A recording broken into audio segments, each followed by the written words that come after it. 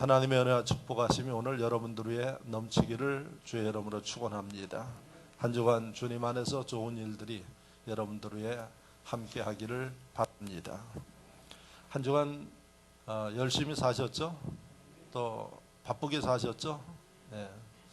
남는 게 시간밖에 없다는 사람도 있는데 오늘 모인 여러분들은 시간이 부족할 정도로 바쁘게 사는 그러한 복 있는 분들이 되어지는 줄로 믿습니다. 바쁘게 살다 보면은 우리가 하도 할 일이 많아서 무엇을 해야 할까, 어떻게 해야 할까 이런 문제들로 여러분들이 고민할 때가 있습니다. 그래서 그걸 우리가 삶의 우선순위라고 이야기를 합니다. 지혜롭고 복 있는 사람은 아무리 일이 많아도 우선순위를 잘 정해가면서 그 바쁜 일들을 소화해내며 살아가는 사람들이 지혜롭고 이게 복 있는 사람들인 줄로 믿습니다. 그런데 지혜 없고 실패하는 사람들은 첫째, 많은 일을 감당하기도 어렵습니다. 하나를 맡겨도 그 하나 감당하지 못해서 허덕거리는 모습들을 보고요. 그 다음에 또 많은 일을 맡는다는 것은 하나님이 쓰신다는 얘기고 축복하신다는 얘기인데 이걸 축복으로 알지 못하고 그래서 감당하지 못합니다. 뭐라고 이야기하나요? 너무 피곤하고 힘들어 죽겠다고 이야기를 합니다. 복 있는 사람은 그런 용어를 쓰지 않습니다. 바쁘다는 것은 축복이고 할 일이 많은 거고 인정받는 것이기 때문에 내가 이 일을 어떻게 감당할 것인가 하는 생각을 합니다. 그래서 우선 해야 할 일들을 잘 선택하면서 그 다음에 좀 나중에 해도 되는 일들은 뒤로 미루면서 이렇게 일을 하나하나 처리해 나가서 하나님과 사람들에게 인정받고 쓰임받습니다. 그러나 앞서 이야기한 대로 지혜롭지 못한 사람은 일에 대한 힘들고 또 복잡한 거에 대한 스트레스와 그 불만 때문에 그런 생각을 하지 못하고 날마다 편안하게 살려고 하고 그 다음에 단순하게 살려고 그렇게 애를 씁니다. 자, 오늘 설교의 제목이 지금 우리가 해야 할 일이 뭐냐 하는 겁니다. 여러분, 복잡한 시대 가운데 살아가고 할 일이 많은 이런 상황 가운데 우리가 해야 할 일이 우선순위가 뭐냐 하는 거예요. 많은 사람들이 우선순위가 바뀌어가지고 살아감으로 인해서 인생이 뒤엉켜 있는 사람들도 있습니다. 그래서 지금 우리가 해야 할 일이 무엇인가 이것을 저와 여러분들의 경험으로 이야기하는 게 아니라 하나님의 말씀에서 여러분들이 정확하게 깨닫고 그래서 하나님이 여러분들 인도해 주시고 축복하는 이런 복 있는 분들이 되어주시기를 바랍니다. 그러면 하나님이 저와 여러분들에게 지금 원하는 게 뭔지, 지금 우리가 무엇을 하길 원하는지 오늘 말씀을 통해서 보자는 겁니다. 교회를 다니는 사람들 가운데서도 두 가지로 이야기를 합니다. 철저히 하나님 중심의 신본주의 사람이 있고 인본주의 사람이 있습니다. 교회를 다니면서도 자기 생각과 방법과 편리대로 움직여 나가는 사람들을 우리가 인본주의라고 그럽니다. 사람 중심의 사람. 하나님은 하나님 중심의 사람을 인도해 주시고 그들을 쓰시고 그들을 축복합니다. 근데 예수를 믿으면서도 인본주의, 내 중심으로 내 생각으로 살아가는 심령들은 신앙생활 하면서도 갈등을 하게 됩니다. 왜요? 내 생각과 하나님의 가르침, 성경과 목사의 설교는 다를 때가 많아요. 그래서 신앙생활 하면서 갈등을 일으키고 그리고 신앙생활 하면서 인본주의의 사람은 신앙이 안 자랍니다. 신앙이 안 자라는데 하나님이 도와주실까요? 내 힘대로 살아가야지 됩니다. 그래서 여러분, 저와 여러분들을 하나님은 분명하게 말씀하시기를 우리는 하나님 중심으로 살아야 할 사람들이다 이렇게 해서 우리를 그리스도인이라고 이야기를 합니다. 교회에 나오는 사람들은 모두가 다 그리스도인 돼야 돼. 지난 목요일 날 한세대학 강의를 하기 위해서 제가 6시 한 50분 정도에 도착을 했더니 제 친구 교수가 광명에서 목회를 하고 있는 여의도 순복음교회 지성전을 담임하는 친한 목사가 앉아서 한 10분 정도 이야기를 나눴어요. 그 이야기 가운데 무슨 얘기를 하는 거 아니? 그 친구도 교회사를 전공하고 그 다음에 박사학위를 가지고 있고 목회를 하면서 한세대학에 강의를 나오고 있는, 우리 교회도 몇 번 와서 설교를 했죠. 그래서 내년도 2017년도 종교개혁 500주년인데 종교개혁 500주년에 내년도에 한국교회의 이슈가 뭐냐? 종교개혁은 개혁입니다. 그래서 이대로 해서는 안 되고 신앙이 새로워져야 된다는 이야기를 500년 전에 마틴 루터가 독일을 중심으로 해서 개혁을 이루었어요. 왜 개혁을 이뤘는가 하니 성도들의 신앙이 다 병들어 있고 그 다음에 정치하는 사람들이 타락돼 가지고 그 상태로는 안 된다, 그래서 교회에서부터 종교개혁운동이 일어난 겁니다. 그게 내년도에 500주년이 됩니다. 그래서 대대적으로 행사를 하는데, 그럼 내년도에 이슈가 뭐냐? 성도들 신앙을 개혁해야지 된다. 교회도 새로워져야지 된다. 그리고 교회는 세상을 향해서 정치인들 부패하지 말고 새로운 그 생각과 이념을 가지고 해야지 된다 하는 것을 사회에 외치는 이런 운동이 내년도에 강력하게 일어날 겁니다. 근데 이 사실도 잘 모르는 사람들이 많이 있어요. 그래서 그런 얘기를 하면서 나오는 게 뭔가 하니 그 친구 교수가 저한테 하는 얘기가 참 요즘에 안타깝다고 그래요. 왜냐하면 교회 나오는 사람들은 사실은 하나님의 인도함 가운데 나왔기 때문에 그들을 부를 때 우리가 성도로 불러야지 되는데 성도로 부를 사람들이 그렇게 많지 않다는 거예요. 그래서 사람들이 교인이라고 부릅니다. 교인과 성도는 어떤 차이가 있을까요? 교인은 교회 다니는 사람들이에요. 성도는 교회 나오지만은 예수 앞에 회개하고 하나님 백성 된 사람들을 성도, 그래서 거룩할 성, 똑같이 살아가지만은 똑같이 옷 입고 있지만은 존재가 다른 사람들, 성도입니다. 그래서 그 친구 교수 교회 나오면 다 성도로 불러야지 되는데 교인으로 부르는 이 아픔, 이걸 사람들이 생각하고 있는지 모르겠다는 이야기를 합니다. 여러분은 성도입니까? 교인입니까? 대답을 못 하잖아요. 이게 우리의 현실입니다. 그래서 한국의 크리스찬들, 교인들, 교회 나오는 게 중요한 게 아니라 그 교회에 이 교인들이 얼마나 많이 있느냐가 중요한 게 아니라 천국 갈 사람이 얼마나 있느냐, 이거 고민하려는 얘기입니다. 뭐 그냥 사람들 이 사람 저 사람 와서 자리에 앉아 있는 거 중요한 게 아니라 교회는 성도를 만드는 것이 교회입니다. 그런데 오늘날 한국 교회에 성도가 얼마나 있느냐 하는 얘기입니다. 그래서 그런 이야기들을 나누면서 모두를 성도로 불러야지 되는데 이게 안타까운 일이고, 내년도에 성도로 모든 교회 나오는 사람들을 성도로 부를 수 있는 이러한 일들을 목사들이 해야 한다. 이건 목사만이 아니라 여러분들에게 달려있는 문제입니다. 교회는 천국 가지 못합니다. 천국은 성도가 갑니다. 여러분들이 이 자리에 왜 나갔을까요? 주일날 마음의 위안 얻기 위해서 나왔습니까? 우리는 성도 되어서 천국 가야 할 약속과 희망이 있어야 이 자리가 의미 있는 자리입니다. 그래서 저와 여러분들이 교회 다니는 것 자체가 중요한 게 아니라 내가 성도 되었느냐, 성도의 의식을 가지고 사느냐, 이것에 대해서 끊임없이 여러분들이 물어야지 됩니다. 제가 지금 우리가 해야 할 일이 뭔가 이 설교를 하면서 왜 여러분들에게 이 이야기를 합니까? 성도는 지금 내가 해야 할 일이 뭔지를 압니다. 교인은 알지 못합니다. 그러니까 알지 못하면 어떻게 교인은 살까요? 세상 사람들과 같은 방법으로 삽니다. 그러니까 주일날 교회 와서 예배드리고 돌아가면 갈등합니다. 왜?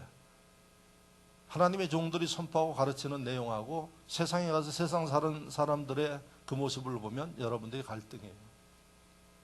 그리고 때에 따라서는 죄의식을 갖습니다. 왜? 교회에서 선포되는 내용대로 못 사니까 죄의식을 갖는 거예요. 그러니까 신앙생활에 즐거움이 없습니다. 신앙생활은 축복된 생활입니다. 할렐루야. 신앙생활은 대단히 즐겁고 기쁨이 넘치는 생활입니다. 자, 그러면 어떻게 해야 할까요? 지금 우리가 해야 할 일을 인본주의적인 입장에서 여러분들이 생각하며 살을까요? 아니면 하나님께서 말씀하시는 신본주의적인 생각을 가지고 살아야 할까요? 물어보나 마나죠.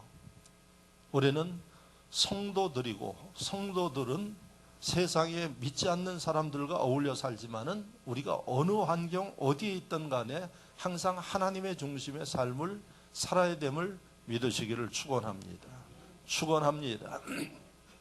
자, 그러면 오늘 이 시점에 저와 여러분들이 무엇을 해야 할까 이 말씀을 통해서 하나님이 여러분들에게 들려주시길 원합니다. 근데 오늘 이 설교가 우리나라 상황하고도 상당히 유사합니다. 지금 대한민국이 대통령이 잘못해가지고 물러나라고 어제도 200만이 모였다 그럽니다. 저는 불의한 일들에 대해서 우리가 잘못됐다 목소리 내고 그런 행동을 보이는 것은 정당하다고 봅니다. 다만 폭력적이지 않고 비폭력으로 하는 일들 훌륭하다고 봅니다. 그런데 문제는 뭔고 하니 그 다음에 우리가 해야 할 일이 뭔가 하는 거에 대해서 알고 있느냐 하는 얘기입니다. 제가 볼 때는 그것까지는 알지 못하고 있습니다. 그리고 정치하는 사람들도 우왕좌왕하고 자기 계산에 따라서 유익에 따라서 지금 계산하고 앉아 있습니다. 이러한 시점에 우리는 크리스찬들은 하나님의 백성은 국가적으로도 우리가 해야 할 일이 뭔지를 하나님의 말씀을 통해서 여러분들이 정확하게 알고 목소리 내고 행해야 될 줄로 믿습니다.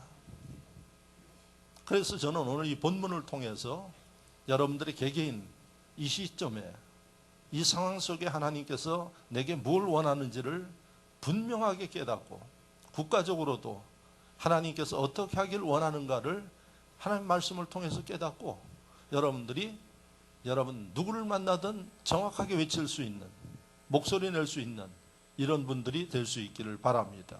하나님의 말씀은 거짓말이 없습니다. 하나님의 말씀은 실수가 없습니다. 자, 그러면 오늘 본문이 어떤 내용인가요? 지금부터 3000년 전에 이스라엘 백성들에게 있었던 일입니다. 그 당시에는 이스라엘에 왕이 없었어요. 누가 다스렸느냐? 제사장 엘리 제사장이 이스라엘을 다스렸습니다. 즉 제사장 하나님의 일을 하면서 세상의 일을 같이 한 이러한 엘리 제사장이 그 이스라엘을 다스렸어요. 그런데 엘리 제사장 하나님께서 보시기에 훌륭하니까 세워서 쓰임 받았는데 문제는 점점 시대가 흘러가면서 엘리 제사장 주변에 있는 인물들이 타락했어요. 부패했어요.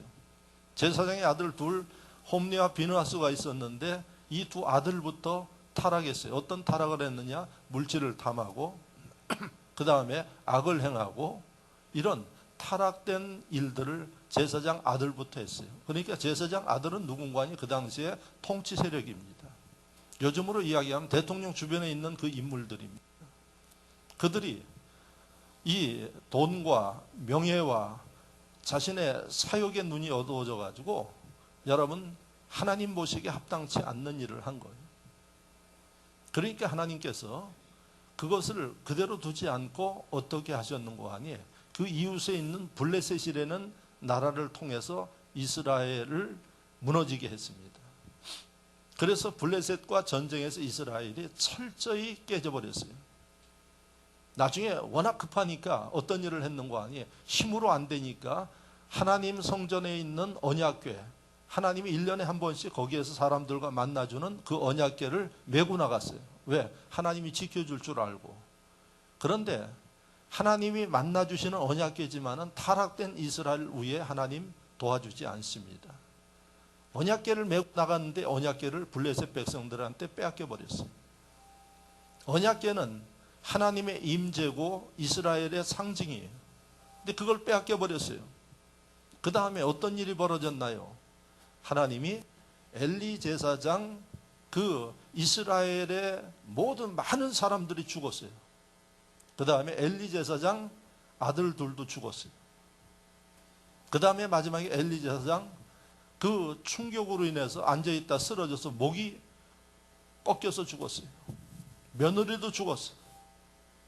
그러니까 여러분, 타락돼서 하나님 뜻에 어긋난 심령들을 역사로 보면은 그들 다 멸망하게 돼 있어요. 그게 하나님의 뜻입니다. 그래서 여러분, 그 당시에 이스라엘이 초토화돼 버렸어요. 그리고 엘리 제사장을 거둬버린 하나님 그 자녀들까지, 대를 이어서 할 자녀들까지 다 거둬버렸어요. 그래서 새로 세워진 사람이 사무엘이에요.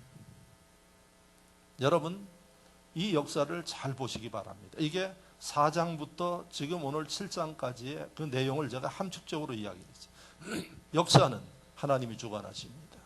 대한민국 뭐 많은 사람들 이거 어떻게 하느냐 어떻게 되느냐 하나님이 하십니다. 여러분, 사람은 속여도 하나님은 속일 수 없어요. 그래서 대한민국은 더욱더 성장되어지는 과정으로 나가기 위한 하나님의 계획과 섭리 가운데 진행된다고 봅니다. 그래서 여러분 불안해하지 마십시오. 그리고 하나님 백성들이 해야 할 일은 뭔가 하니 하나님 역사하여 주옵소서.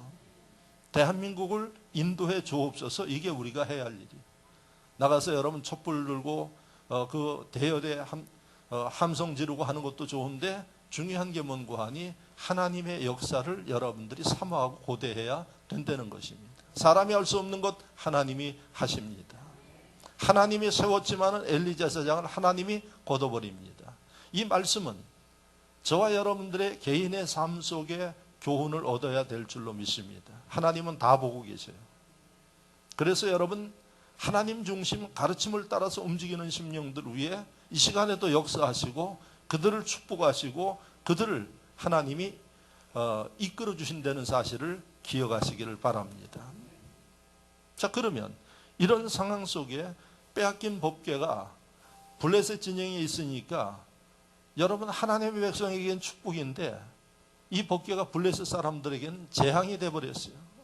독종이 일어나고 사람이 죽어가고 그러니까 블레셋 사람들이 이 법궤를 벳세메시라는 곳으로 보냈어요. 벳세메시라는 곳에 무서워서 보냈는데 벳세메시에 도착한 법궤를 블레셋 사람들이 희한한 물건이거든요. 그래서 구경하려고 이 법궤를 구경하던 언약궤를 구경하던 사람들이 또 죽었어요. 성경에는 70명 정도 죽었다 그러는데 어떤 성경에 5만 명이 죽었다 그래요. 법궤는 구경하는 게 아닙니다. 구별해야지 되고 잘 섬기는 일. 여러분 신앙생활 구경하십니까? 조심하셔야 돼요.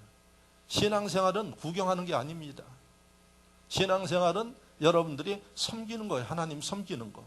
섬기는 게 뭡니까? 수고하고 땀 흘리고 헌신하는 게 섬기는 거예요. 근데 오늘날 많은 교인들 신앙생활 구경하는 구경꾼들 많습니다. 그리고 뭐라 그러는 거 아니? 좀 편하게 신앙생활 하려고 한다고 이야기를 합니다. 신앙생활 구경하는 거 아니라는 걸 기억하십시오. 법궤 구경하러 왔다가 수많은 사람 죽었어요. 여러분 벳세메시에 옮겨놨더니 거기서 또 구경하던 사람 죽었어요. 이 법궤가 골칫덩어리예요. 그래서 보낸 게 오늘 1절에 기럇 여아림이라는 곳으로 보냈어요. 이스라엘 땅으로. 가만히 있어도 하나님이 하시는 거예요. 그래서 기럇 여아림에 이 법궤가 오고 나서 사무엘이 이스라엘 백성들에게 지금 우리가 해야 할 일이 뭔지 그걸 이야기한 게 본문이에요. 이스라엘이 어떤 상황입니까? 자존심인 법궤, 하나님의 임재인 법궤를 빼앗겼다가 이제 간신히 법궤가 돌아왔어요. 그리고 아직도 블레셋과는 싸움을 하면 이길 수가 없어요. 눈치 봐야지 돼요. 피해의식이 있어요. 그리고 그 전쟁에서 철저하게 수많은 사람이 죽어서 혼돈과 갈등 가운데 있는 이스라엘이. 그런데 하나님이 사인으로 법궤를 보내주신 거예요. 그래서 사무엘이 이런 상황 속에 사람들이 두려워하고 절망하는 그 가운데, 오락가락하고 있는 그 가운데 사무엘이 지금 우리가 해야 할 일이 뭔지 너희가 분명히 알고 내가 이야기하는 대로 따라서 해야지 된다고 이야기를 하고 있어요. 지금 대한민국이 무엇을 해야 할지, 대한민국에 있는 크리스찬들이 어떻게 해야 할지 하나님이 말씀하고 있음을 깨닫기를 바랍니다. 그래서 사무엘이 3절 말씀을 선포했어요. 제가 읽어드리겠습니다. 사무엘이 이스라엘 온 족속에게 말하여 이르되 만일 너희가 전심으로 여호와께 돌아오려거든 이방 신들과 아스타롯을 너희 중에서 제거하고 너희 마음을 여호와께로 향하여 그만을 섬기라. 그리하면 너희를 블레셋 사람의 손에서 건져내시리라. 할렐루야. 지금 해야 할 일이 이거라고 이야기를 하고 있어요. 지금 대한민국이 해야 할 일이 이겁니다. 대한민국의 크리스천들이 해야 할 일이 이것임을 여러분들이 믿으시기를 바랍니다. 그래서 여러분 3000년 전에 이스라엘 백성들의 모습과 오늘의 대한민국, 오늘 크리스천들의 이 해야 할 모습과 똑같아요. 듣지 않으면 어떻게 될까요? 또 망가지는 겁니다. 또 철저하게 실패하는 겁니다. 그래서 오늘 이 본문의 말씀을 통해서 오늘 국가적으로 여러분 개개인마다 하나님이 원하시는 것, 하나님이 가르치는 게 뭔지를 잘 듣고 그 다음에 듣고 머릿속에만 남으면 안 되고 행동으로 삶 속에 실천하는 결단과 지혜가 있어야 될 줄로 믿습니다. 오늘 3절의 이 말씀은 한마디로 이야기를 하면 지금 해야 할 일이 인간의 어떤 계산과 수단과 방법을 가지고 움직이는 게 아니라 하나님 잘 섬기는 일부터 하라 하는 거예요. 신앙을 회복하려는 얘기예요. 한국 교회가 교회에 소속된 성도들의 신앙이 무너져 있기 때문에 대한민국이 이런 모습이고, 여러분 대통령 주변에 있는 그 사람들 가운데 예수 믿는 사람들 많습니다. 예? 예수 믿는 사람들 생각보다 많습니다. 그런데 그들 다 뭐 했느냐 하는 거예요. 인간의 계산과 수단을 가지고 자기 유익을 구한 거예요. 필요하면 돈도 받고 거래도 하고, 이게 3000년 전에 이스라엘 백성들의 모습과 똑같아요. 그래서 하나님이 여러분 이 시대에 사는 모든 크리스찬들이 해야 할 일이 신앙에 대해서 점검하고 새로워지고 바로 세우는 일들을 하려는 거예요. 오늘날 여러분 크리스찬들의 신앙이 바로 섰으면 진흥교회도 빈자리가 이렇게 있겠습니까? 이게 우리의 현실이에요. 그러면 여러분 3000년 전에 이스라엘 백성들의 역사를 보면 하나님이 어떤 계획을 가지고 계실까요? 축복하실까요? 절대로 축복하지 않습니다. 그런데 이걸 모를까요? 알면서도 그렇게 합니다. 그래서 여러분 망하는 사람은 망하게 돼 있어요. 지혜로운 사람은 어떻게 될까요? 절대로 악인의 자리에 앉지 않습니다. 그래서 오늘 이 말씀에 이 시대에 이런 상황 속에 남을 원망하고 남이 잘못했다고 이야기를 하는데, 지혜로운 심령은 내가 지금 무엇을 해야 할지, 내 주제가 어떤 상황인지를 알고 하나님 앞에 할 일을 하는 그런 지혜와 결단이 있어야 된다는 겁니다. 그게 뭐예요? 인간의 수단과 방법 쓰지 말고 무엇보다도 신앙을 회복하는 일들을 해야 한다. 하나님 앞에 온전히 서는 이런 지혜로움이 있어야 한다는 사실을 믿으시기를 축원합니다. 자, 그러면 이 사무엘 선지자가 신앙을 회복해야지 이스라엘이 회복되는데, 신앙을 회복하기 위해서 구체적으로 이렇게 하라고 일러주고 있어요. 그게 본문에 있어요. 그러면 이 시대에 저와 여러분들이, 대한민국의 크리스찬들이, 대한민국 사람들이 먼저 우리의 영적인 부분들, 도덕적인 부분들이 회복돼야지 되는데, 그렇지 않으면 국가적으로 다음에 누가 대통령 되든 간에 똑같아요. 지금 대한민국의 대통령들 보십시오. 감옥 간 사람들 있죠? 대통령이 감옥 안 가면 자식들이 갔어요. 참모들이 다 갔어요. 왜 그럴까요? 근본적으로 사람이 바뀌지 아니하면 여러분 역사는 반복되어집니다. 다음에 누가 세우지 몰라도 제가 볼 때는 그 사람이 그 사람이에요. 그래서 하나님이 우리에게 이야기하는 게 뭘까요? 사람이 바뀌어야 된다는 거예요. 저와 여러분들이 바뀌어야 된다는 거예요.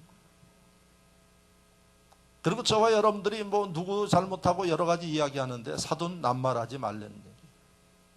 너를 보고 네 스스로 하나님 앞에 신앙이 새로워지고 삶이 새로워져야 된다는 겁니다. 내가 새로워져야 교회가 새로워지고, 교회가 새로워져야 국가가 새로워지고. 할렐루야. 자, 그래서 사무엘이 구체적으로 신앙이 새로워지기 위해서 해야 할 일이 뭔가 이야기를 했어요. 그 첫째는 회개하라요. 회개하라. 따라하시기 바랍니다. 지금 우리가 해야 할 일은 회개해야 할 일입니다. 회개해야 할 일입니다. 3절 읽어드렸죠? 다시 한번 읽을 테니까 들어보십시오. 사무엘이 이스라엘 온 족속에게 말하여 이르되 만일 너희가 전심으로 여호와께 돌아오려거든, 이렇게 돼 있어요. 여호와께 돌아온다는 얘기는 뭔고 하니 회개예요. 회개라는 단어가 성경으로 보면, 신약 성경에 보면 메타노이아예요. 메타노이아라는 이 단어는 뭔고 하니 돌아서되는 거예요. 가다가 이 길이 아니다 생각해서 완전히 돌아서서 다시 돌아가는 거예요. 그게 메타노이아, 회개예요.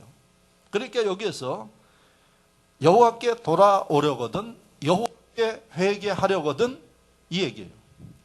그래서 사무엘이 제일 먼저 지적한 게 뭔고 하니 그런 상황 속에 나라가 이제 힘든 가운데 있고 경제도 깨졌고 뭐 군사력도 없고 그러니까 경제를 살려야 된다, 군사력을 살려야 된다, 인본주의 생각은 그 생각이에요.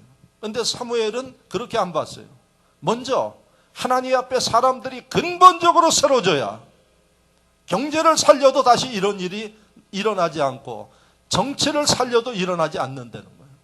사람들이 근본적으로 바뀌지 아니하면 다시 똑같은 역사가 반복된다는 거예요. 그래서 말씀에 전심으로 여호와께 돌아오려거든 전심으로 하나님 앞에 회개하라는 얘기예요. 할렐루야. 그래서 저와 여러분들이 우리의 인생과 우리의 나라와 현재의 상황들을 볼 때 해야 할 일, 가장 우선돼야지 될 게 사람들의 개조예요. 내가 변화되지 아니하면, 내가 회개하지 아니하면 똑같은 일이 반복되죠. 그래서 기억하십시오. 하나님이 이 시대에 지금 나에게 원하는 것은 내가 회개하기를 원한다는 사실을 기억하시기를 축원합니다. 아마 제가 이렇게 설교한 목사님 저는 회개 날마다 하고 있는데요. 제가 여러분들 진짜 하나님이 받으시고 하나님이 역사하는 회개가 뭔지를 말씀드릴게요. 앞에 뭐라고 되어 있는 거야? 여호와께 돌아오거든 그 앞에 전심으로 이렇게 되어 있어요. 전심으로. 그러니까 회개는 설렁설렁 하는 거예요. 전심으로 회개하는 거예요.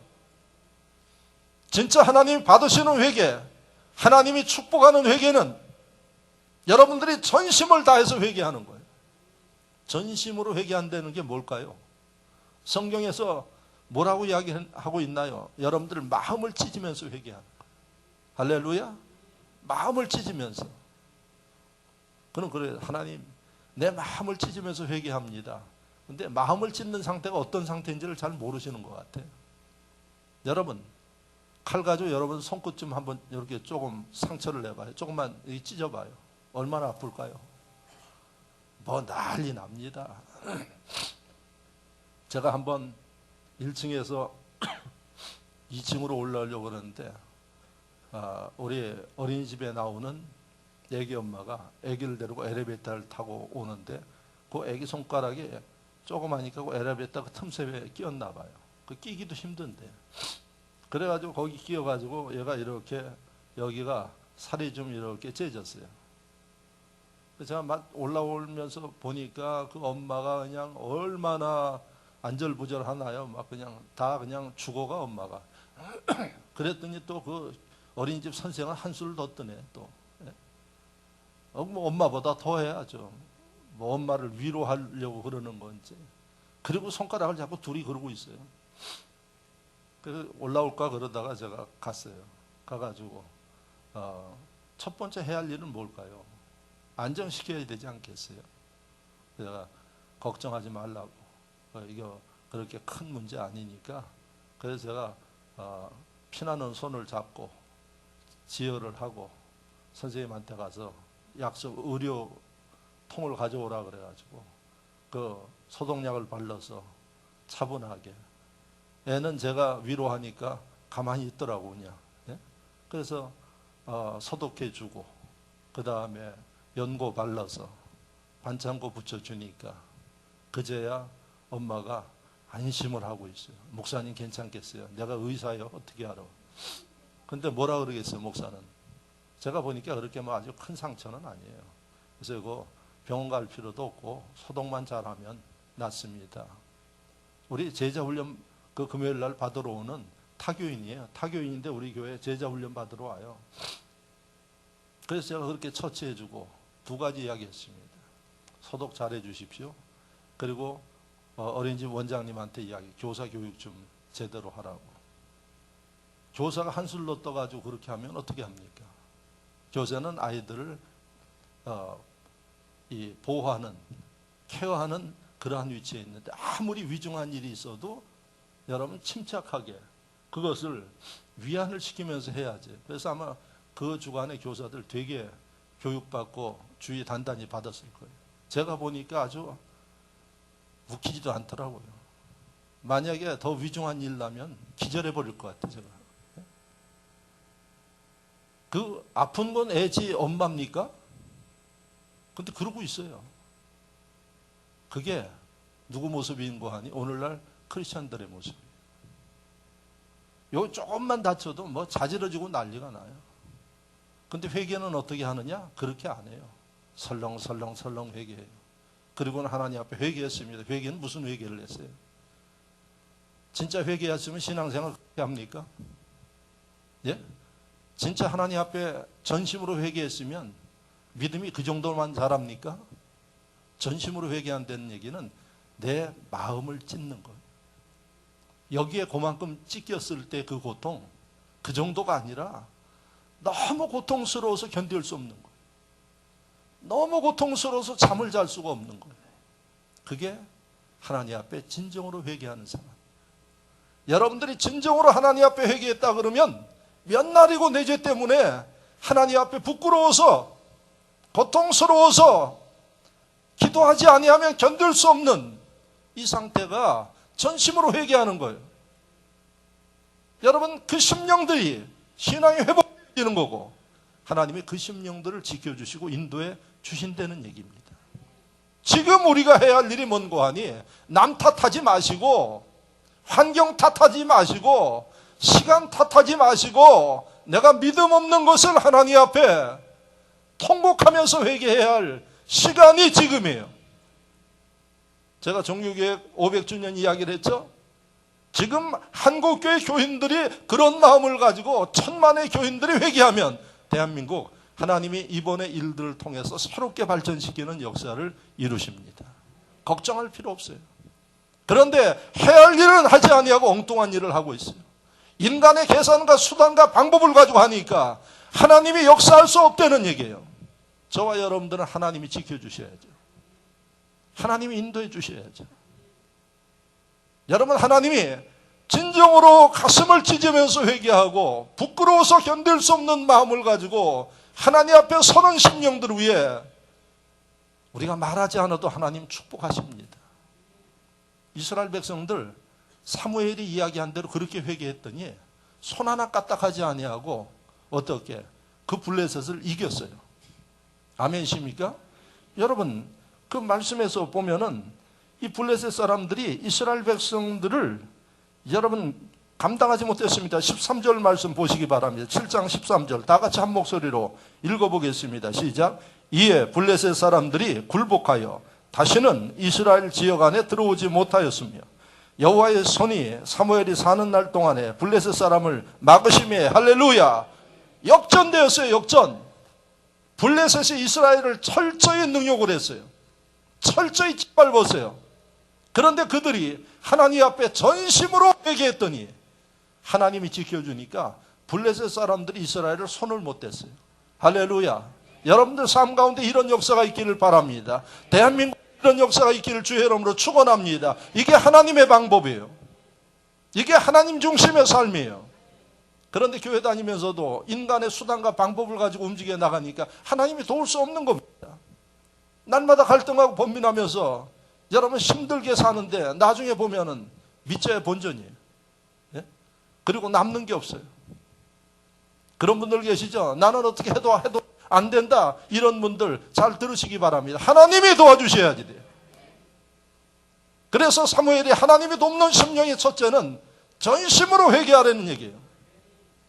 적당히 하고 편안하게 하고 그런 게 아니라 진짜 통곡하면서 하나님 앞에 죄송스러운 그런 마음을 가지고 여러분들이 회개하고 이런 감동과 역사가 있는 심령들은 하나님을 섬기는 모습이 다르다는 거예요. 그래서 여러분 날마다 기뻐할 수 있는 거예요. 이 은혜를 맛본 심령들만이 할 수 있는 겁니다. 그 심령들은 시키지 않아도 하나님의 은혜에 감동되기 때문에 주님 섬기는 게 기쁘고 주님의 어떤 일을 해도 감사하고 할렐루야. 주의 일이 어렵습니까? 어떤 분들 주의 일이 너무 힘듭니다. 회개하십시오. 주의 일은 힘든 거 아닙니다. 주님이 힘 주시고 능력 주시어서 좋은 일들이 넘치고 우리가 행한 대로 하나님 거두게 만들어 주시고. 근데 왜 힘들어요? 저는 목회하면서 많이 들어봤어요. 그래서 저는 과감하게 교인들한테 그렇게 이야기해요. 힘들다 그러면 그만두라고 이야기를 합니다. 그랬더니 한다는 얘기가 목사님 너무 냉정하십니다. 여러분 목사는 바르게 가르쳐야지. 그렇지 않습니까? 아마 제가 교인들 이야기하는 대로 구스르고 비유 맞추고 그랬으면 이 자리에 빈 자리 없었죠. 예? 그런데 여러분 사고방식이 잘못되고 신앙관이 잘못되면은 그거 오냐오냐 해서는 안 됩니다. 정확하게 일러줘야죠. 교회 채우시고 역사하는 건 하나님이 하시는 일입니다. 할렐루야. 제대로 된 심령들이 하나님을 섬기고 진정으로 회개하는 심령들이 하나님을 섬겨야죠. 여러분 오늘 이 말씀을 잘 듣고 여러분들이 사는 길, 잘 되는 길은 내가 통곡하고 전심으로 하나님 앞에 회개하는 일에 있다는 사실을 믿으시기를 바랍니다. 재능계 교인들이 그런 마음을 가지고 움직여 나가면 교회는요 순식간에 하나님이 보호해 주시고 채우시고 역사하십니다. 제가 여러분들에게 이야기하지 않습니까? 여러분들이 목사가 가르치는 대로 타협하지 말고 제대로 신앙생활 하십시오. 주의를 하는데도 뭐 눈치 보고 힘들고 원망하고 불평하지 그렇게 하려면 하지 마시고 제대로 하십시오. 진흥교회는 하나님의 은혜 가운데 됩니다. 역사를 이룹니다. 세계교회와 함께 합니다. 회개하십시오. 그게 지금 우리가 해야 할 일입니다. 두 번째, 사무엘이 무엇을 가르쳤는가 이스라엘 백성들에게. 여러분들이 아까 제가 봉독해 드린 말씀 가운데 9절을 보시기 바랍니다. 9절을 다 같이 한번 읽어보겠습니다. 사무엘이 젖 먹는 어린 양 하나를 가져다가 온전한 번제를 여호와께 드리고 이스라엘을 위하여 여호와께 부르짖으며 여호와께서 응답하셨더라. 번제 나오죠. 번제가 뭐예요? 제사예요. 제사는 예배예요. 그런데 이 번제는 짐승을 잡아서 태워서 드리는 제사를 번제라 그래요. 근데 9절 말씀에 이 번제를 어느 때 지금 드리고 있느냐? 주일날 드리고 있느냐? 아니에요. 지금 이스라엘 백성들이 사무엘이 회개하라 그랬더니 다 어디에 모였는가 하니 미스바라는 곳에 다 모였어요. 거기에 모든 이스라엘 백성들이 다 모였어요. 그 모인 모습을 한번 보시기 바랍니다. 6절 다 읽어보겠습니다. 그들이 미스바에 모여 물을 길어 여호와 앞에 붓고 그날 종일 금식하고 거기에서 이르되 우리가 여호와께 범죄하였나이다 하니라. 사무엘이 미스바에서 이스라엘 자손을 다스리니라. 여기에서 전체가 모여가지고 모두가 금식했어요. 어떻게? 하루 종일 금식했어요. 하루만 금식해도 손이 떨리죠. 예? 하루도 금식 못하는 사람이 있어요. 하루 종일 금식하고 미스바에 모여있는데 어떤 일이 벌어졌는가 하니 그 뒤에 나오는 말씀을 보면 7절 이스라엘 자손이 미스바에 모였다 함을 블레셋 사람들이 듣고 그들의 방백들이 이스라엘을 치려 올라온지라. 이스라엘 자손들이 듣고 블레셋 사람들을 두려워하여 이렇게 돼 있어요. 아니 금식해서 모여서 지금 회개 기도하고 있는데 그 적국인 블레셋은 이때다 하고 군사들을 몰고 쳐들어오고 있어요. 상상을 한번 해봐요. 싸움이 되겠어요? 밥을 굶어서 지금 힘이 다 빠져 있는 데다가 무장하지 않고 있는 그들을 향해서 블레셋 군대가 벌떼같이 달라들고 있어요. 그래서 그걸 사무엘에게 보고했어요. 그랬더니 사무엘이 한다는 얘기가 번제를 드릴 테니까 짐승 잡아가지고 오라고 이러고 앉아있네. 인본주의 입장에서 보면 이 사무엘 미쳤어. 광신자예요, 사무엘이. 그런데 사무엘은 태연스럽게 하나님 앞에 번제를 드리게 제물을 준비하고 다 준비하라고 이야기를 하고 있어요. 안 믿는 사람들이 보면 지금 그 칼 들고 싸움해야 될 거 아닙니까? 그런데 여러분 전혀 다르게 번제 드린대요. 무슨 얘기입니까? 하나님의 방법이 사람의 방법하고 다를 수 있어요.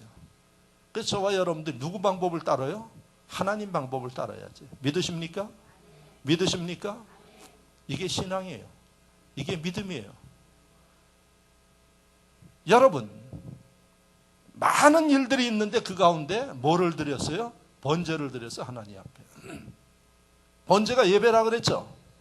그러면 저와 여러분들이 아무리 위중해도 우리가 해야 할 일들은 뭐예요? 예배예요. 예배가 그렇게 중요합니다. 예배 그렇게 하나님이 기쁘시게 받으십니다. 그 번제를 받으신 하나님이 아까 13절 말씀에 블레셋 사람들이 몰려오니까 우레를 보내서 우박과 번개를 통해서 그들을 다 죽게 했어요. 그래서 이스라엘 백성을 손 하나 까딱하지 않고 그 전쟁에서 이겼어요. 그리고 나서 그들이 무서워서 절대로 이스라엘 백성들을 넘어오지 못했어요. 그게 하나님의 방법입니다. 그 하나님의 방법의 핵심 요인이 뭐예요? 예배했어요. 그 위중한데 많은 사람들은 허둥지둥대고 도망가는 사람도 있겠고 칼 들고 나가서 싸우자는 사람도 있겠고 별소리를 다 하는데 사무엘이 하나님 앞에 번제를 드렸다라 이렇게 되어 있어요. 그러면 이 말씀을 통해서 지금 우리에게 하나님이 원하는 게 뭐예요? 예배예요. 예배 성공자들이 되어져야 된다는 이야기입니다. 한국교회 주일날에도 놀러가. 주일날에 엉뚱한 데 가요. 주일 저녁 평일날은 말할 것도 없고요. 그런데 하나님이 축복하실까요? 국가적으로 이런 문제가 일어날 수밖에 없다는 얘기입니다. 그래서 지금 우리가 해야 할 대한민국 교회와 크리스찬들이 해야 할 일들은 예배 성공자가 되라 하는 얘기예요. 지금 여러분 국가적인 이런 문제가 있으면 우리가 나가서 외치는 것도 좋지만은 기도운동이 일어나야지 되고 하나님 앞에 나라를 위해서 기도하는 목사가 기도하기 위해서 모입시다. 금요기도에 나라를 위한 그 제목으로 적어놔도 이거 모르는 교인들이 많아요. 그런데 하나님이 여러분들을 어떻게 쓰실까요? 어떻게 축복할까요? 국가를 위해서 기도합니다 그러면 자다가 깨어서라도 여러분들이 나와서 기도하셔야지. 그걸 지금 하나님이 보고 계십니다. 그리고 우리 개개인의 삶을 하나님이 인도하시고 역사하십니다. 그래서 오늘 이 말씀을 통해서 지금 우리가 해야 할 일, 지금 우리가 더욱더 발전되고 잘 되는 일, 국가적으로 잘 되는 그 비결이 어디 있는 거 아니? 예수 믿는 심령들이 무너진 예배를 회복하는 일입니다.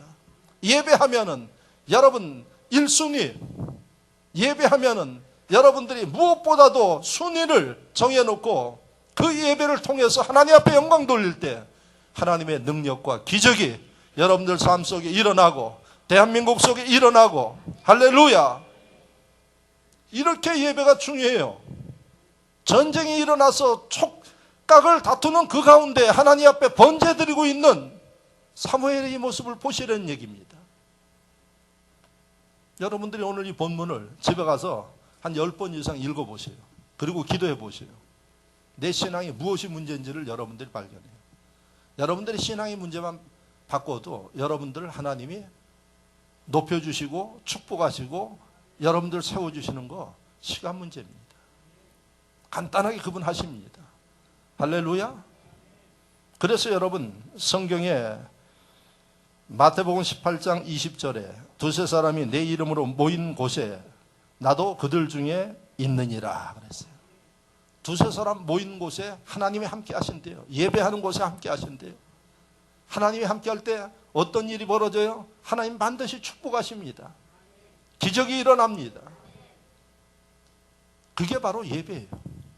그래서 진흥교회 교인 여러분, 예배 회복하시기 바랍니다.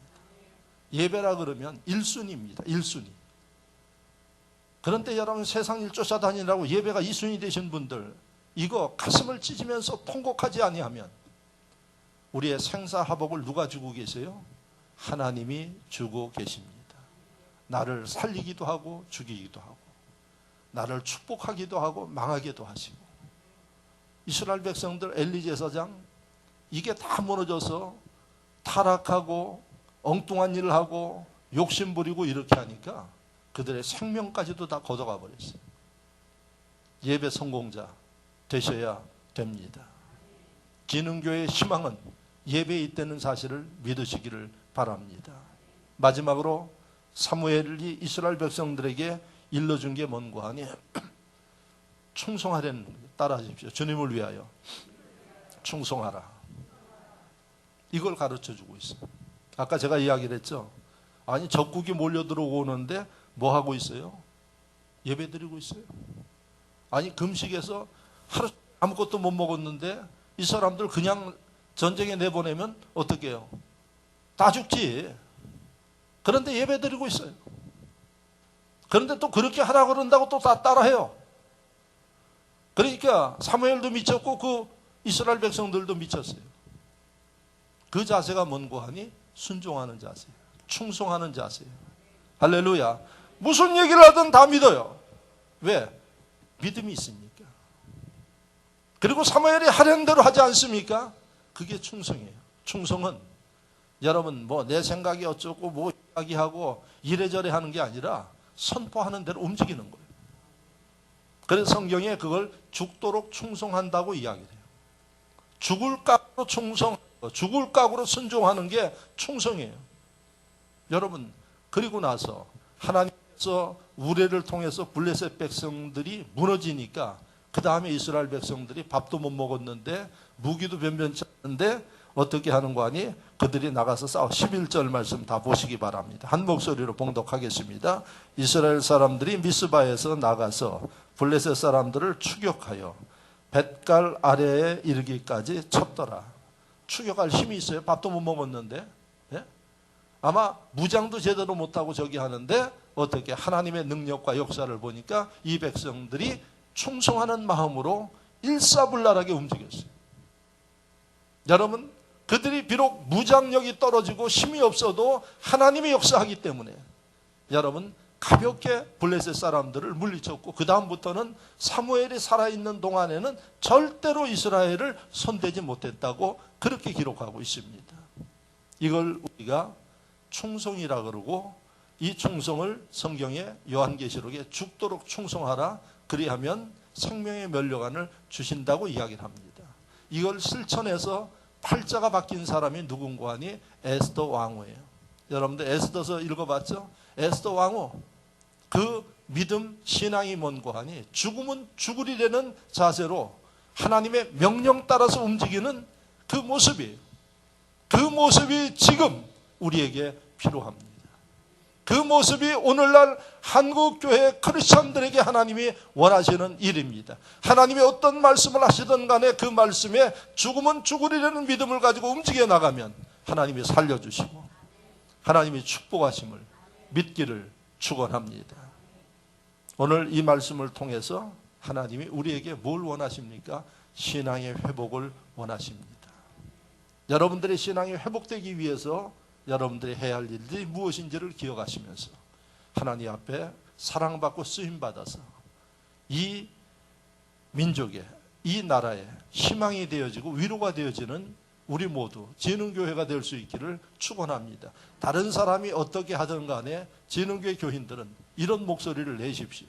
그리고 여러분들이 그 삶의 모습을 볼 수 있기를 축원합니다.